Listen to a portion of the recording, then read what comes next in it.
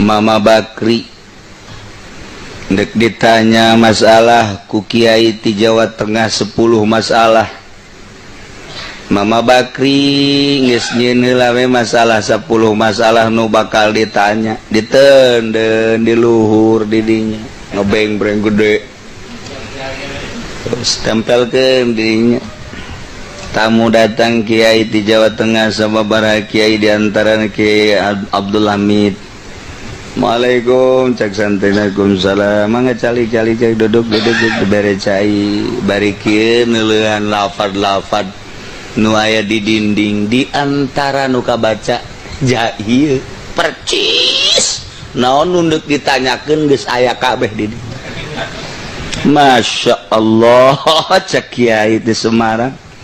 Ieu mah teu kudu kapanggih jeung mama, urang geus dijawab ti heula di dinya. Ya Allah ya Rabbi. Mun urang bisa kos kitu pake main cimplong.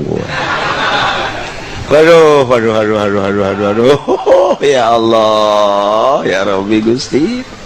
Iyalah hamba-hamba Allah. Diberenya ku Gusti Allah, tapi jalanna mah biasa bae. Henteu asa aing, henteu kumaha. Masya Allah, gitulah ahli-ahli Allah nu geus datang ka tahapan ma'rifatullah. Jadi urang ya tercengang kadang-kadang, kaget kadang-kadang, enggeusna oja heueuh. Ieulah ilham terhadap para aulia-aulia Allah. Masya Allah karim. Aya kiai hayang nyaho ku tenar-tenarna Mama Bakri kaistimewaanana, maka datanglah salah seorang santri tim sir kiai hayang nyaho kaistimewaan Mama Bakri.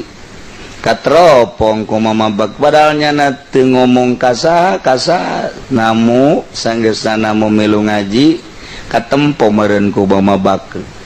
Mama Bakri ngabahas bismillah ti mimiti ba huruf jar ismi majrur jar lamad jana kasra zahir ismi mudhaf Allah ismun karim mudhafun ilaih ar-rahmani jadi sifat awal ar-rahim sifat hakiki ari pelanggaran beres ku Mama Bakri dielal bismillah subismina subismina su ismuna susimuna laji fi'lun. Terus usus domatu alal wawi terus datang ke beres dia. Terus ku Mama Bakri teh kitu diasupkeun kana pan ma'ani.